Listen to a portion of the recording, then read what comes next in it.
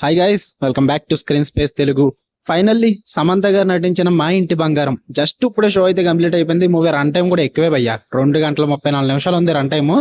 Story plot simple గా చెప్పాలంటే, బాషా back drop ఉన్న సమంత గారు, అదే స్వర్ణ క్యారెక్టర్, పెళ్లి చేసుకున్న తర్వాత వాళ్ళ హస్బెండ్ వాళ్ళ అత్తగారు ఇంటికి వెళ్తుందన్నమాట.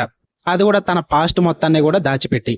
అక్కడికి వెళ్ళిన తర్వాత తన పాస్ట్ తనను వెంటాడితే ఏం జరుగుద్ది, మరి అసలు వాళ్ళ అత్తగారి ఇంటి దగ్గర ఏం జరిగింది, వీటన్నిటి చుట్టూ నడుస్తుంది భయ్యా ఈ మా ఇంటి బంగారం అనే మూవీ. ఇక ఓవరాల్ గా నాకు ఎలా అనిపించింది అంటే, ఇట్స్ డీసెంట్ వాచ్ భయ్యా. నాకైతే కొన్ని హై ఇచ్చే మూమెంట్స్ ఉన్నాయి, ఒక 4-5 మూమెంట్స్, అవి నాకు చాలా బాగా వర్కౌట్ అయ్యాయి.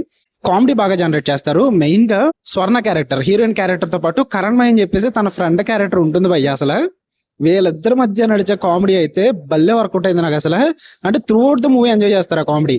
ఫుల్ ఎంటర్టైన్మెంట్ ఉంటుంది అనమాట ఆ రెండు క్యారెక్టర్ల మధ్య. మెయిన్ గా ఫస్ట్ హాఫ్ అంతా కూడా వీళ్ళ వల్లే వర్కౌట్ అయిపోతుంది. కరణ్ మై క్యారెక్టర్ ఒకటి, అండ్ అలాగే జబర్దస్త్ లో ఎమ్మాన్యుల్ చేస్తారు కదా, వాళ్ళ తమ్ముడు పేరు నాకు తెలీదు, వాళ్ళ తమ్ముడు ఒక క్యారెక్టర్ ఉంటుంది అనమాట. ఆ క్యారెక్టర్ కూడా బాగా వర్కౌట్ అవుతుంది ఫస్ట్ హాఫ్ లో. ఒక డీసెంట్ గా వెళ్ళిపోతుంది అనమాట ఫస్ట్ హాఫ్ అంతా కూడా.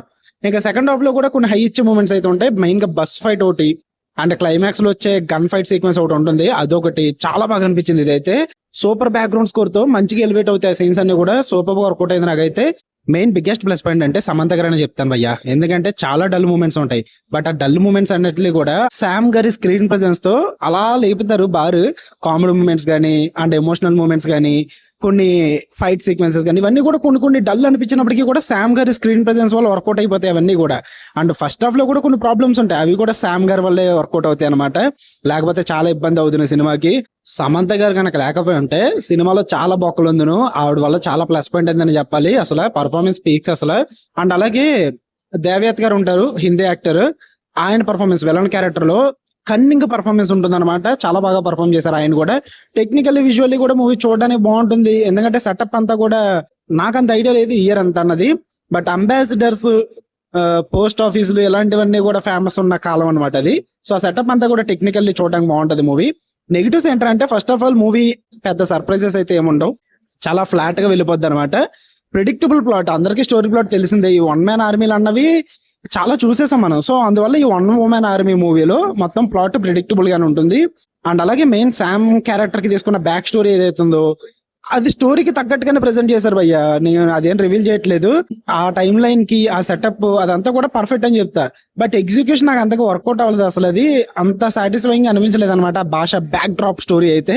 అండ్ అలాగే కొన్ని సీన్స్ ఉంటాయి భయ్య, ఓవర్ డ్రామాటిక్ అనమాట. అసలు కొన్నిసార్లు అంటాం కదా, తెగిదాకా లాగకూడదని చెప్పేసి, వీళ్ళ తెగిదాకా లాగడం పక్కన పెడితే తెగిపోద్ది, తెగిపోయాక కూడా లాగుతారు ఆ సీన్ ని.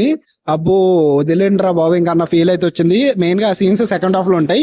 అండ్ అలాగే ఫస్ట్ హాఫ్ లో కూడా బిగ్గెస్ట్ ప్రాబ్లం ఏంటంటే, సీరియల్ శ్రీముఖికి సమంతకి మధ్య జరిగే సీన్స్ ఉంటాయి, ఫుల్ సీరియల్ వైబ్ భయ్యా. అసలు ఆ సాంగ్ కానీ, దాని వెనకాల వచ్చే సిచ్యువేషన్స్ కానీ, వాళ్ళిద్దరి మధ్య జరిగే సీన్స్ కానీ, ఇవన్నీ కూడా సీరియల్ వైబ్ వస్తాయి. ఒక 20 మినిట్స్ పాటు తీసండి, త్వరగా తీసండి అనిపించింది నాకైతే. నువ్వు ఓవరాల్ గా అయితే డీసెంట్ ఫస్ట్ హాఫ్ అని చెప్తా.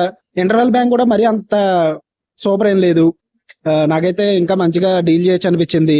అండ్ అలాగే శామ్ గారికి మంచి మంచి మూమెంట్స్ పడతాయి, అవి కూడా గట్టిగా చెప్పుకోదగ్గ మూమెంట్స్ ఏం లేవు.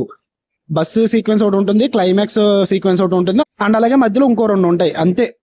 నేను ఎక్కువ ఎక్స్పెక్ట్ చేశానా లేక సరిపోలేదు అనిపించింది నాకైతే అర్థం కాలేదు, కానీ ఫుల్ సాటిస్ఫై అయితే అవ్వలేదు. శామ్ గారి నుంచి ఇంకా యాక్షన్ ఎక్కువ కోరుకున్నా, బట్ మన వాళ్ళు ఏం చేశారంటే శామ్ గారి నుంచి హై ఫ్యామిలీ డ్రామా చూపించారన్నమాట ఎమోషన్స్ తో. సో ఆ ఫ్యామిలీ డ్రామా వర్కౌట్ అవుతుంది కొన్ని చోట్ల మాత్రం సీరియల్ అనిపించింది నాకైతే.